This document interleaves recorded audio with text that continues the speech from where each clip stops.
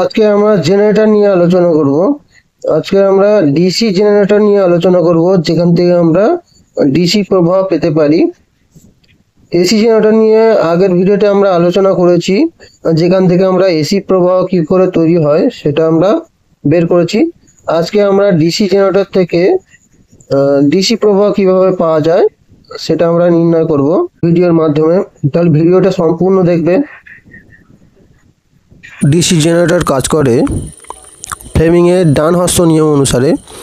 ডান হাতের তর্জনী, মধ্যমা এবং বৃদ্ধাঙ্গুলি পরস্পর সমকোণে রাখলে তর্জনী যদি চৌম্বক ক্ষেত্র নির্দেশ করে, বৃদ্ধাঙ্গুলি যদি পরিবাহী তারের গতি নির্দেশ করে, তাহলে মধ্যমা তড়িৎ প্রবাহের অভিমুখ নির্দেশ করবে। দেখো ছবিতে দেখানো আছে তর্জনী নর্থ থেকে সাউথ আর বৃদ্ধাঙ্গুলি ওপর দিয়ে কাজ করছে। তাহলে মধ্যমা দেখো কোন দিকে কাজ করছে, ছবিতে দেওয়া আছে। এদিকে কাজ করছে চৌম্বক ক্ষেত্র, উপর দিয়ে কাজ করছে তারের গতি। তাহলে এই দিকে কাজ করছে তড়িৎ প্রবাহের অভিমুখ। শক্তিশালী চুম্বক নেওয়া হয়, দেখো চুম্বকের এটা উত্তর মেরু আর দক্ষিণ মেরু। আর কি থাকে, একটা আর্মেচার ABCD, দেখো ABCD একটা আর্মেচার আছে। আর এখানে কি থাকে, দেখো একটা কমিউটেটর অর্ধবৃত্তাকার, তার সঙ্গে থাকে এটা কার্বন ব্রাশ, এর সঙ্গে একটা এটা আর্মেচারের সঙ্গে যুক্ত থাকে। এবার দেখো আমরা যদি এবি বাহুর ওপর যদি ফ্লেমিংয়ের ডান হস্ত নিয়ম প্রয়োগ করি, দেখো কুণ্ডলীটা আমরা ঘড়ির কাঁটার দিকে ঘোরাচ্ছি, এইভাবে ঘড়ির কাঁটার দিকে ঘোরাচ্ছি এইভাবে। তাহলে এবি বাহুটা দেখো উপর দিকে থাকবে এবং সিডি বাহুটা নিচের দিকে। এবি বাহুর ওপর যদি ফ্লেমিংয়ের ডান হস্ত নিয়ম প্রয়োগ করি, দেখো চৌম্বক ক্ষেত্র কোন দিকে কাজ করছে, চৌম্বক ক্ষেত্র কাজ করছে এইদিকে এবি বাহুর ওপর। আর এবি বাহুটা ওপর দিকে উঠেছে, তাহলে বৃদ্ধাঙ্গুলিটা উপরে আছে। তাহলে মধ্যমাটা দেখো, মধ্যমাটা কোন দিক থেকে কাজ করবে, এ থেকে বি এর দিকে কাজ করবে। তাহলে যে প্রবাহটা দেখো, প্রবাহটা এ থেকে বির দিকে হবে। সিডি বাহুর ওপর যদি ফ্লেমিংয়ের ডান হস্ত নিয়ম প্রয়োগ করি, দেখো চৌম্বক ক্ষেত্র নর্থ থেকে সাউথ কাজ করছে। যে সিডি বাহুটা দেখো নিচের দিকে থাকবে, সিডি বাহু যদি নিচের দিকে কাজ করে, তাহলে প্রবাহ দেখো, প্রবাহ যে মধ্যমাটা দেখো কোন দিকে কাজ করবে, সি থেকে ডি। তাহলে এখানে প্রবাহ দেখো সি থেকে ডির দিকে চলতে থাকবে। এবার দেখো অর্ধেক পাক কমপ্লিট করার ফলে দেখো এবি বাহুটা দেখো উল্টে যাবে সিডির জায়গায়, আর সিডি বাহুটা দেখো এবির জায়গায় চলে আসবে। এবার যদি আমি ফ্লেমিংয়ের ডান হস্ত নিয়ম প্রয়োগ করি সিডি বাহুর ওপর, এখন দেখো সিডি বাহুটা ওপরের দিকে উঠে যাবে।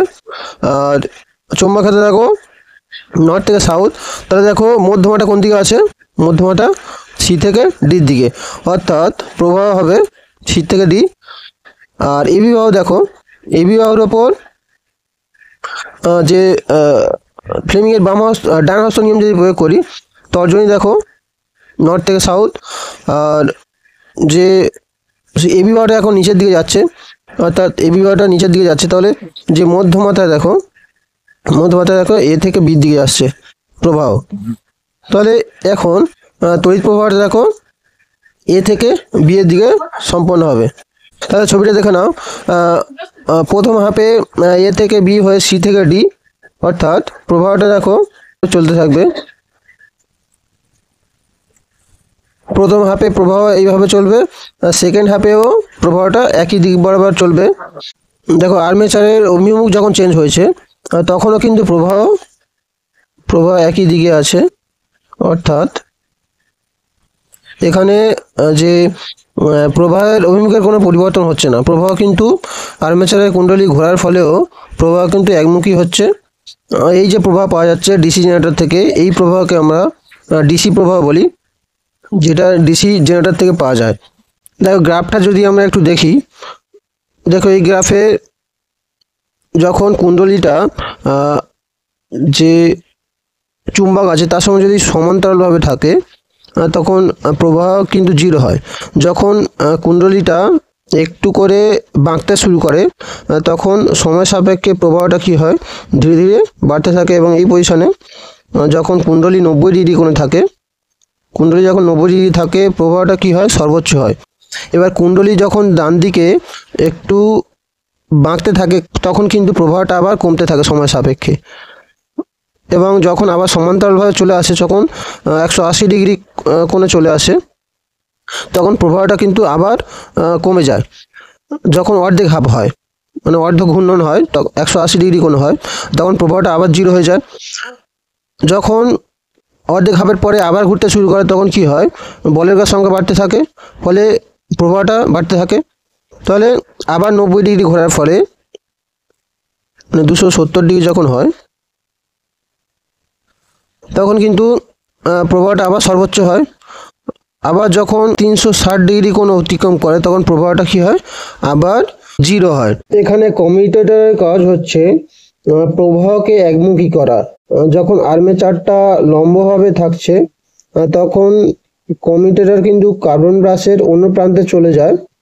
যখন লম্বভাবে থেকে একটু ডান দিকে চলে যায় তখন কিন্তু কমিউটেটর তার দিক পরিবর্তন করে, ফলে প্রবাহের অভিমুখ কিন্তু একই দিকে থাকে, প্রবাহের অভিমুখ কোনো পরিবর্তন হয় না।